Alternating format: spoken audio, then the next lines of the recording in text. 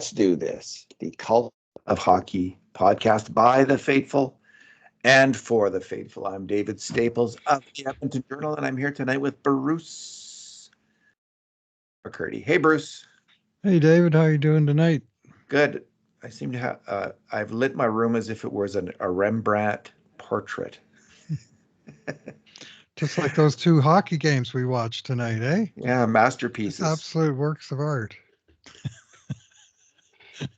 I just was glad, like, if you paid money to see that game in Edmonton, I mean, 8 exhibition games, that's excessive. 4 maximum. I don't know if they need more regular season games, but I mean... They do. They need 2 more regular season games to balance the schedule. There you go. Get 2 more regular season games. Get rid of all 8 exhibitions. Get rid of... Do everybody a favor and cut it down to 2. I mean, I know they'll make less revenue then, but maybe they can figure out a way to make up for that. I don't know. They got to, just... Anyway. I got to just keep milking that cow, David.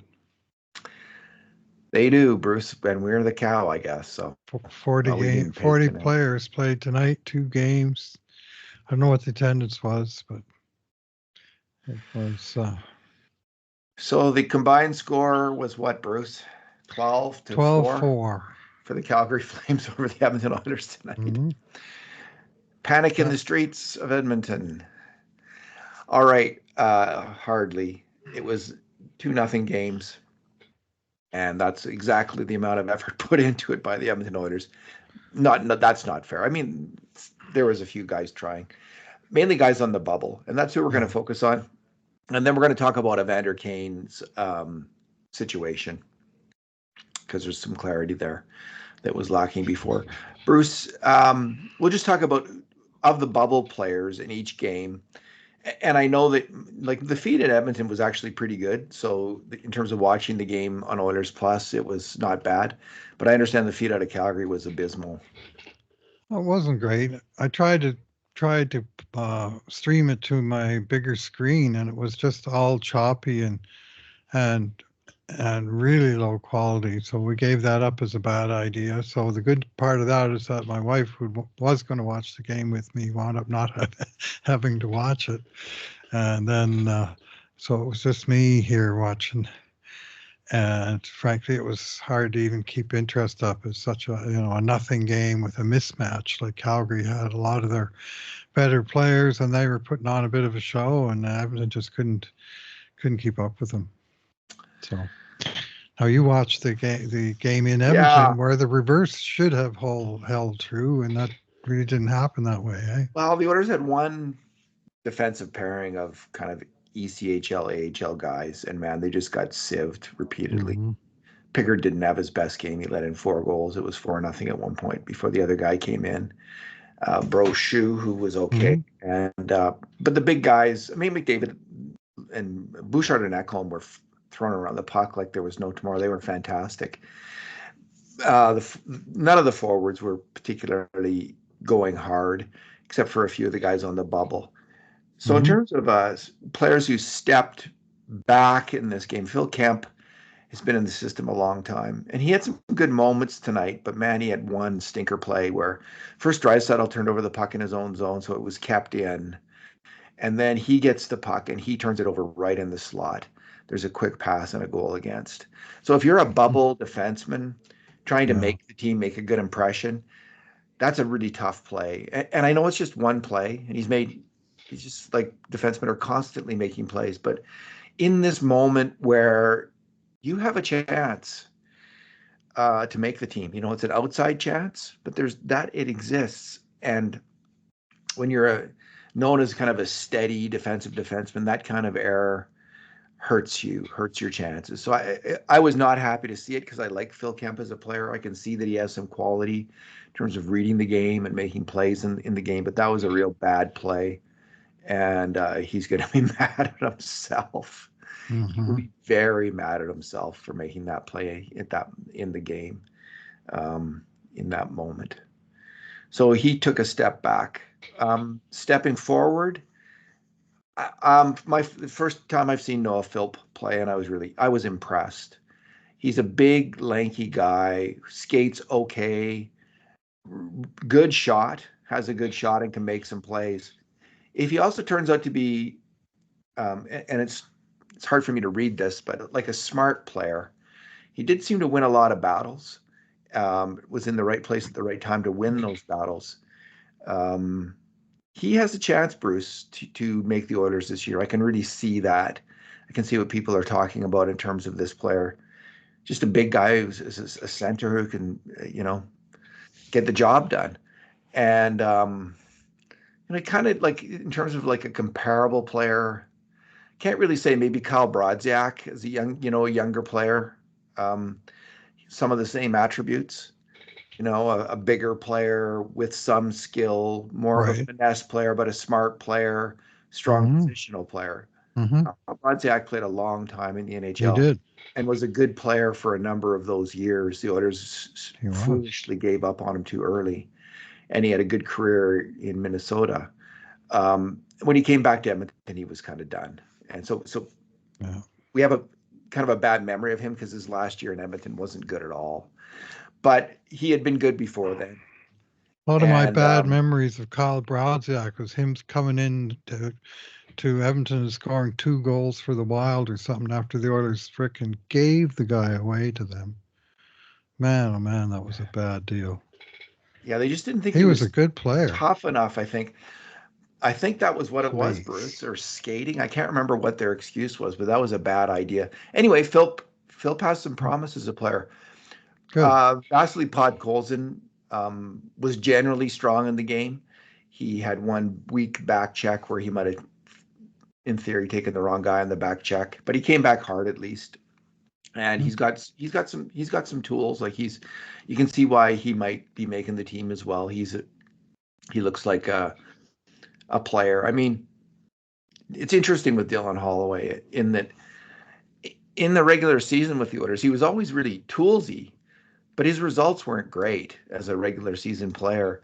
And there's a chance this year, not, I would say 30% chance that Podkolzin will be a better player this year than Holloway in St. Louis. I mean, they're I think a year apart in the draft, or is it more than that? Yeah. Is it just a year apart in the draft? Hmm. Although Holloway's younger, I think. I'm not exactly Yeah. sure about Podkolzin's birthday, but Right. Podkolzin,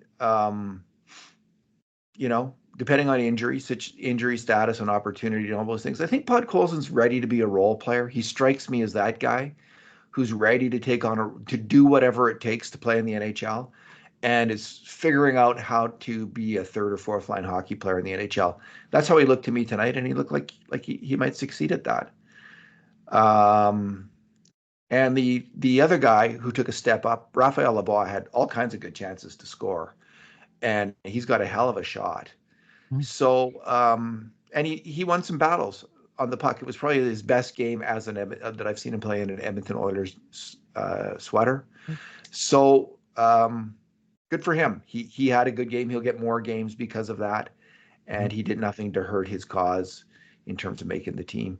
Although those chances are slight because he's behind. I'd say he's behind both Philp and Podkolzin. They're only going to keep one of those two, probably one of these guys with Matthew Savoy also in the running for that one job, as far as I can tell. Yeah, Podkolzin, he was the 10th overall pick in 2019. That was the year that the Oilers took Broberg 8th overall. And all of the um, second thought after that draft seemed to focus on the American guys that were available, like Caulfield and Boldy and what's his name there, Seagrass. and Zegras in Anaheim, who went ninth. Well, Colson went 10th, and he was a legit candidate as well. He was a real good junior. Oh yeah. Anyway, he is a uh, June 24th of 2001. Oh, He's literally one day older than Philip Broberg, who was a later in that draft year, and Holloway's birthday was in September. So there's only 3 months between the two of them. oh really? I thought it was. Yeah. I thought it was the. I thought Podkolzin might have been like an October, just made that.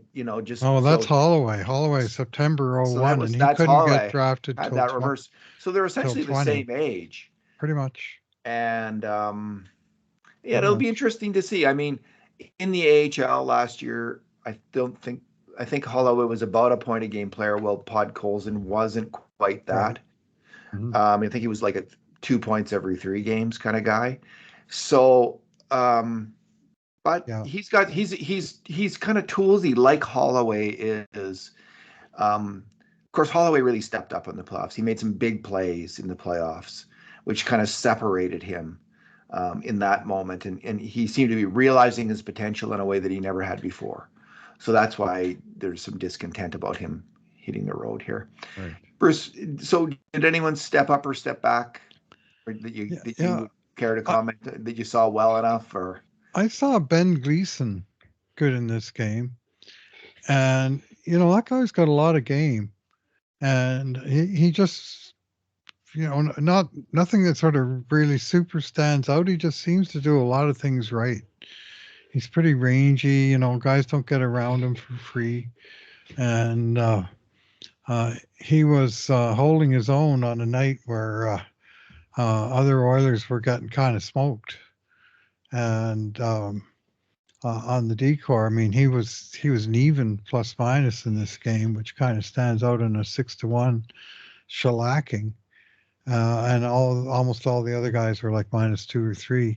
Uh, he, to me, he stepped up among this particular group of defensemen who played in this game. He had a better game than Troy Stitcher did, I can tell that. And he had a better game than Travis Dermott or Josh Brown did. And Cam Dineen, who had such a good game last night, he had a couple of dicey moments out there. And Max Wanner got absolutely walked on, I think it was a goal. They're saying he was even on the night, but they scored the first goal in a 6-1 loss, and it came on the power play. Wicked shot by Mike Hoffman, which he's famous for. And he buried a shot from the high slot. It was on and off his stick and low on the stick side. Before you knew it, it was in the net. But at even strength, they really didn't have a whole lot. A couple of breakaways. Adam Henrique had a really good chance set up by Jaden Grube, who had another, I think, pretty strong game. Groove's going to have a little trouble staying out of the penalty box, is the impression I'm getting from watching these games, but they may just be isolated examples. But he sure made a nice pass to send Henrique in, and Henrique got robbed by Thomas Vladar in the Calgary net. And Arvidsson got a breakaway and fired the shot wide. And he didn't, like, he looked all right, but he didn't sort of seize my attention. I actually like Jeff Skinner's play a little bit better with his ability to control and do creative stuff with the puck in traffic, but nothing that ever seemed, amounted to offense. But you could sort of see the glimpses of what's made him what he is. Olivier Rodrigue, 800 save percentage. You look at that and go, oh boy. But 5 goals on 25 shots, and it seemed like 20 of them were like grade A shots. He made a lot of good saves, and they finally wore him down by the end of the second period. They changed goalies in our game between periods, between the second and the third. And Nathan Day came on and played the third period and got absolutely lit up by a shot by Yegor Sharangovich that just blew him away. It's one of those, this is what the NHL's like, kid. You got a ways to go, because it looked like he was all set and in position, and it was just past him. And he was just very late reacting to just a wicked drive by Sharangovich, who's a 31 goal scorer last year. So the Calgary announcers and fans were having quite a bit of fun, but the game was just not on even footing at all, and it wasn't that interesting to watch, frankly. Ben Gleason's been a very good AHL player for a long time. Mm-hmm. 6 years. And he, point every second game kind of player. And it looked like a smart, effective player Hmm. last year in the preseason. Too bad he's not a right shot. I don't know if he can play the right side, but yeah, of all these um, tweener Well, he can. defensemen, He played with Broberg last year quite a lot, and it was Gleason on the right side it and was, eh? Broberg on the left. Yeah, Well, and he was. he's a smart hockey player. He's a good hockey player. It'll be interesting to see if he gets any kind of how long he sticks here and how much of an opportunity he gets. I mean, he was a call up last year. Did He he? No, he never was. did play a game in No, he Edmonton got to the though. press box, and that was as close as he got. Yeah. And like he's just like one or two D-men deep in terms of the system. Like there's every scenario that we're going to see him at some point this year. And I mean, with the teammates that he had tonight, he wouldn't have been doing this in Edmonton with Evan Bouchard in the game. But in Calgary, he was running the power play and got the primary assist on the Hoffman goal. Put a really nice pass right on his tape, and boom. Uh, you know.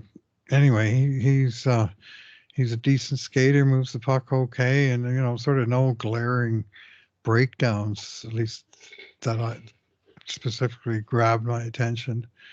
And a couple of the other guys had a couple of iffy moments. So he raised his stock, and it wasn't a matter of a rising tide floating all boats.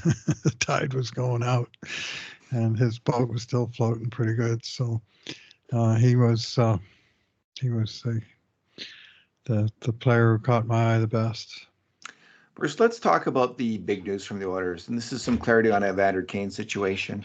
Mm-hmm. They announced the Edmonton Oilers quote, Evander Kane underwent successful abdominal surgery last Friday in New York. Recovering from the procedure is expected to take a minimum of 5 to 6 months.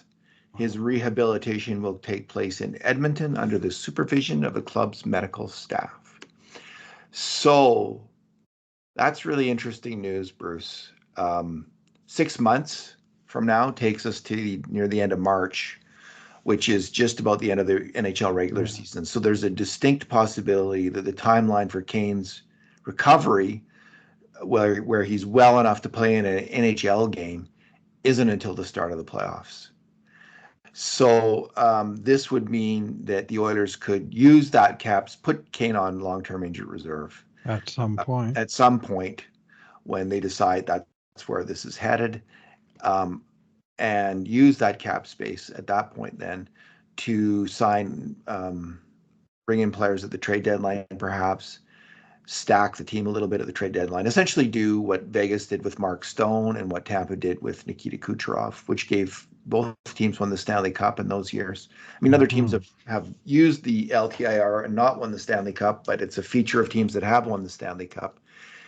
It could be a win-win for Kane and the Edmonton Oilers in that Kane evidently gets surgery that he needed. I mean, he's from his account, he had two torn hip abductor muscles, two hernias, and two torn lower abdominal muscles. Now, I don't know how many of those were operated on. Some of those might just be left to heal on their own, but major injuries and lots of time to recover, lots of time to get back in good physical conditions. The Oilers absolutely need this player who's a unique player in that he can play on it with skilled players, but he's also incredibly ferocious and intimidates players on the other team. The kind of player that can help you win a Stanley Cup if he's healthy. Mm-hmm. So this could be a win-win for both of them, both team and player. Other fans in other cities may not like it. This is the way the NHL's rigged. This is the way the rules work. This is a bona fide injury. This is real surgery. He does need a long time to recover. There's no sense in rushing this. It looks, the plot thickens here, Bruce. Yeah, well, that was the sort of Noah's Ark of injuries that he's got two of this and two of that, two of something else. Like I've never seen the like of a guy getting surgery for 6 distinct things that Kane listed. I don't know. I mean, if you have 6 hernias, do you recover from them 6 times as long as one hernia, or does it just take the same amount of time for each of the hernias to heal on its own? I'm not a medical professional, and I can't tell you, but I can tell it doesn't surprise me that he's going to be out many, many months. And unfortunately, I mean, this is a guy who came in and made such a strong showing in Edmonton in 2022 when he signed for the second half of the season in the playoffs, and he's just been walking wounded almost ever since. You know, he got that horrible skate cut in November of the first year of his 4-year contract, and then he had 2 other injuries that year in the down the stretch, and then last year he was dealing with playing through it or trying to play through all this stuff, but we never saw him, I don't think, at his best, or at least not for more than a game here and a game there, where he was able to rise above or whatever and have a great performance like he did in, for instance, Game 3 at Los Angeles. But that was very much the exception to the rule, and it's just the unfortunate law of the power forward is that once you enter into your 30s, it's hard to maintain that physical edge, and we saw it with Milan Lucic, not through injuries but just slowing down. We saw it with James Neal, we saw it with Zach Kassian, we've seen it with Evander Kane. This is all just in the last 5 years. It really is a feature of that kind of player. The interesting thing about Kane is when he was healthy, and he was healthy at times, healthy-ish at times last year. He had some good games. Mm-hmm. I mean, early in the playoffs, he had some great games. And so unlike Lucic, Kassian, and Neal, Neal had a few good games, but generally speaking, all three of those players in their last years were consistently mediocre.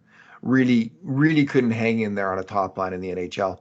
Kane could. Kane in the LA and Vancouver series was a top line forward. He did and played like one in those series. So the good news is if he can get healthy, maybe he still is that top line player, and can play that significant role in the playoffs. Whereas with Kane, Kassian, and Neal, that was out of the question. It could be that Kane has also run out of rope in terms of being that kind of player.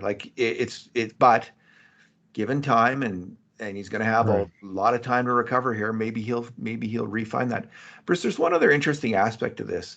If the Oilers had known just how long Kane, for sure, with certainty, and they still don't actually know this, but if they had kind of really gotten a sense that he wasn't going to be back till late March, a month ago, if they knew that, would they have done differently with Holloway or Broberg? Would they, if they knew that cap space was likely to be open, would they have retained one or both of them? I wonder.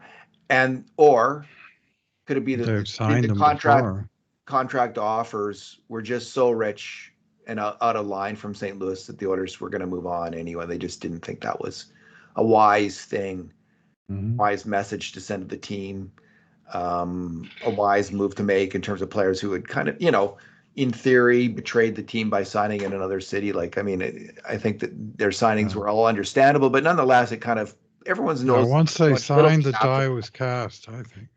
So you don't think, do you think, we don't know what the Oilers knew at that time about Kane, but I wonder if they knew what they knew today, like with certainty back then, I wonder if they would have made a different decision. I don't know.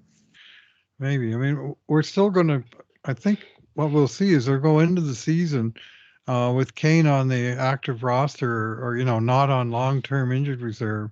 And they'll try and, plan A always was to, keep $1 million that they're not spending and let it accrue over the course of the season. And if Kane does wind up going on LTIR, that could wait, until February. And when he goes on LTIR, all of a sudden they have, $5.1 million in cap space. And I don't know the exact math, but I do know that they'll be able to bring on a pretty strong player, because that's what we saw happen in Tampa and Vegas and Chicago and so on, that pulled off this particular sequence. I was going to call it a stunt, but then I realized the Oilers might be doing it, so let's just call it a sequence of events. the Cone Kucherov scenario. Yeah, the scenario. That's good. That's good. I mean, it's legit. He's out Yeah. 5 or 6 months, and some people say, well, why didn't he get the surgery in June? Why did they wait until, which is the exact same question I asked about Kucherov Yeah. in 2021. But they try to do, you know, uh, tried non-surgical methods, and then clearly he wasn't making enough progress, so they went to the next thing. And Kane's explanation of it at least seemed to hold water. And it's not like the team's telling him what to do, because he's his own man. That's one thing that has been firmly established about Evander Kane. That is true, Bruce. He is his own man. Good for him. Yeah. Good for him. Stand up for yourself. All right. Yeah. So again, we don't know if they would have done anything differently in the summer. But it's an interesting thing to think about. It's all water under the bridge now, Bruce. And the next game is Wednesday night against whom? It's Wednesday. Is that the Winnipeg game? I think I it don't know. must be the at Winnipeg game, which is the dreaded game of the entire preseason, Oh yeah, when they go to Winnipeg. So where they fly to Winnipeg, play a game, and fly home from Winnipeg all in the same day. so they will be Not a sending the team that popular just trip. lost in Calgary to Winnipeg. Whoever lost by the greatest score had to go to Winnipeg, whichever one of these two teams. Actually, they'll probably be making cuts tomorrow. I could see, 6 or 7 or 8 players from the game I just watched who could easily just, it's time for you to move on, and then, but they might want them to play a few more of these, crucial exhibition games, Bruce. Some of these players might be held in town for that. Typically, you'll see some of the underage juniors, which they don't have that many, but you'll see guys like, Connor Clattenburg and William Nickel and so on being returned to their Yeah. junior team because it's inevitable they're going there. The bigger sort of pro cut comes at the point where they begin to establish a Bakersfield camp, which there isn't one yet, right? All the players are here, and typically they'll like cut a fair mass of players all at once to sort of the core group of Bakersfield guys or minor league guys. Typically, it's the ECHLers originally that go to the Bakersfield, and they'll go further than that. And that's probably a date After Wednesday. that's probably a date they already know. And I would suggest that with the gap between Wednesday and Saturday, that would be the likely time for that to be happening. Then they'll have, a parallel camp with just sort of a stub group of minor leaguers, but the no hopers, the guys that are on AHL contracts, and the early ones that clearly aren't going to make it, they'll have 10 or a dozen guys in that group once they establish it, but it might still be a handful of days before they do it. Yeah. Yeah. Well, it might not have been exciting for us, but for some of these players who are like career minor league players or junior players aren't going to make it, they can now say for the rest of their lives that they were a teammate playing in the NHL in an NHL game with Connor McDavid. So, well, here's one. I mean, I saw this on this thing, and I thought this guy is going to be getting this score sheet framed from this game. And I mean, I guess he was a big minus, so maybe not. The scoring player, the first Edmonton goal, Zach Hyman from Connor McDavid and Alex Cannock-Liepert. Now, if I'm Alex Cannock-Liepert, I'm pretty excited about that scoring play. Not just that he got a point, but I mean, who he was involved with, and that's one to send home to mom for sure. Indeed, Bruce. Let's leave it there for tonight. Thanks for talking. All right, thanks for listening, everyone. And in the meantime, and in between times, this has been another edition of the Cult of Hockey podcast.